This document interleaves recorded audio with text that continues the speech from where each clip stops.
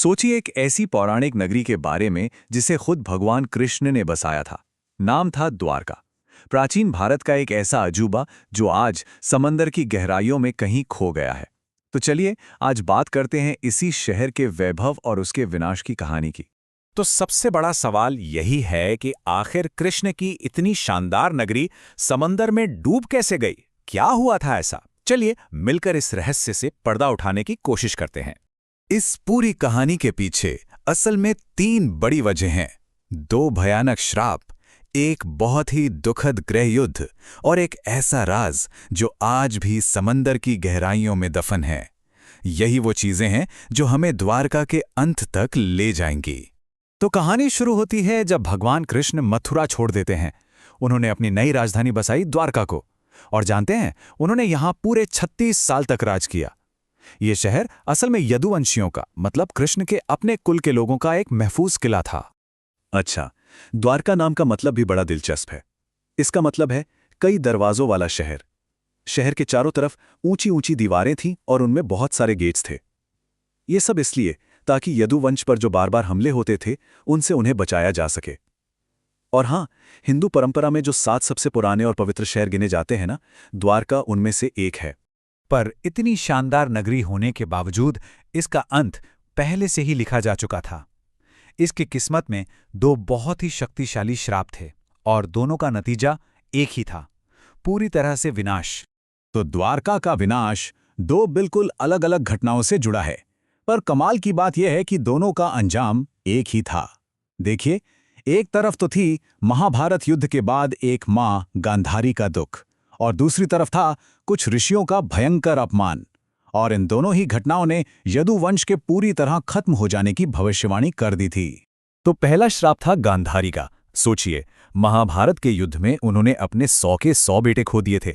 अपने दुख और गुस्से में उन्होंने इसका जिम्मेदार श्री कृष्ण को ठहराया और उन्हें श्राप दे दिया कि जैसे मेरे कौरव वंश का नाश हुआ है, ठीक वैसे ही तुम्हारा पूरा यदुवंश भी आपस में लड़कर खत्म हो जाएगा। और जो दूसरा श्राप था वो तो कृष्ण के अपने बेटे साम की एक बेवकूफ़ी भरी हरकत की वजह से मिला। हुआ ये कि उसने एक गर्भवती महिला का भेष बनाया और विश्वामित्र और नारद जैसे महान ऋषियों का मजाक उड़ाने चला गया। अब जब उन ऋषियों को इस धोखे का पता चला तो वो आग बबूला हो गए।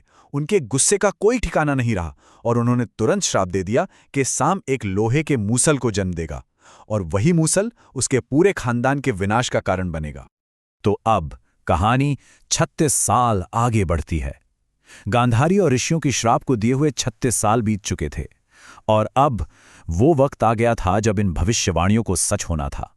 और इसकी शुरुआत हुई द्वारका में दिखने वाले बुरे संकेतों यानी अपशगुनों से। मतलब शहर में अजीब अजीब सी चीजें होने लगी। हर वक्त तेज डरावनी हवाएं चलती रहती थी। गलियों में, घरों में, हर जगह चूहे ही चूहे नजर आने लगे। लोगों का व्यवहार बदलने लगा। वो बेशर्म और पापी होते जा रहे थे। ऐसा लग रहा था जैसे पूरे शहर पर किसी आने वाली तबाही का साया मंडरा रहा हो। तो इन सब बुरे संकेतों से बचने के लिए कृष्ण ने सभी यदुवंशियों को एक सलाह दी। उन्होंने कहा कि सबको प्रभास तीर्थ के पवित्र समुद्र तट पर एक तीर्थ यात्रा पर चलना चाहिए। लेकिन किसी को क्या पता था कि यही यात्रा उनके अंत की वजह बन जाएगी। और वहां हुआ क्या? सब ने मदिरापान किया और नशे की हालत में 2 बड़े यदुवंशी योद्धाओं सात्यकी और कृतवर्मा के बीच एक मामूली सी बहस शुरू हो गई। बस वो छोटी सी बहस इतनी बढ़ी कि देखते ही देखते एक भयानक गृह युद्ध में बदल गई।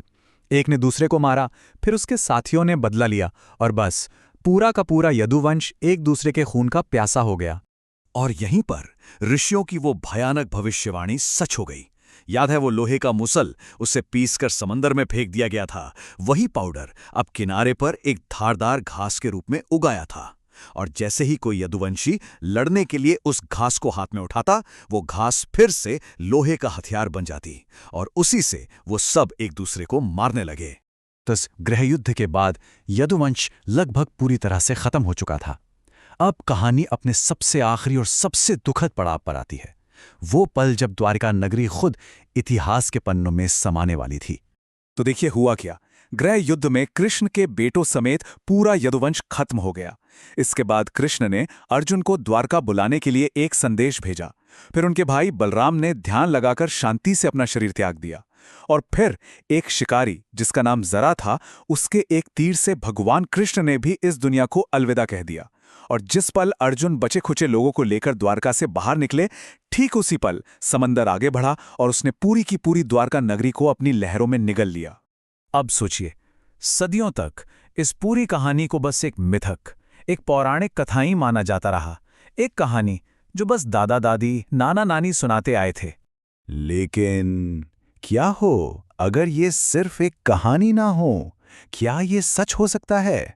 क्या वाकई समंदर के नीचे एक पूरा शहर दफन है? तो चलिए आप जरा इन पौराणिक कथाओं से बाहर निकलते हैं और ये देखते हैं कि आज का विज्ञान, हमारी आज की आर्कियोलॉजी इस डूबे हुए शहर के बारे में क्या कहती है। बात है साल 2005 से 2007 के बीच की। आर्कियोलॉजिकल सर्वे ऑफ इंडिया ने इंडियन नेवी के गोताखोरों के साथ मिलकर समंदर की गहराइयों में एक खोजबीन की और उन्हें क्या मिला? पानी के नीचे 560 मीटर लंबी एक दीवार, साथ ही पुराने जमाने के मिट्टी के बर्तन और भी बहुत कुछ, जो एक बहुत बड़े डूबे हुए शहर की तरफ इशारा कर रहे थे। इन खोजों ने अचानक से इस कथा को एक हकीकत की दहलीज पर लाकर खड़ा कर दिया। और जब इन चीजों की कार्बन डेटिंग की गई तो पता चला कि ये 1528 ईसा पूर्व से लेकर 3000 ईसा पूर्व के बीच की हैं। मतलब ये ठीक वही समय है जब हमारे महाकाव्यों की कहानियां घटित हुई थीं। पर सबसे ज्यादा चौंकाने वाला दावा तो ये है कि कुछ रिसर्चर्स का मानना है कि ये शहर 9000 साल पुराना हो सकता है। 9000 साल! अगर ये सच है तो ये इसे दुनिया की सबसे पुरानी सभ्यताओं में से एक बना देता है। तो सवाल फिर वहीं आकर खड़ा हो जाता है कि आखिर कहां पर कहानी खत्म होती है और कहां से इतिहास शुरू होता है। ये एक ऐसा रहस्य है जो आज भी समंदर की गहराइयों में दफन है और हमें सोचने पर मजबूर करता है।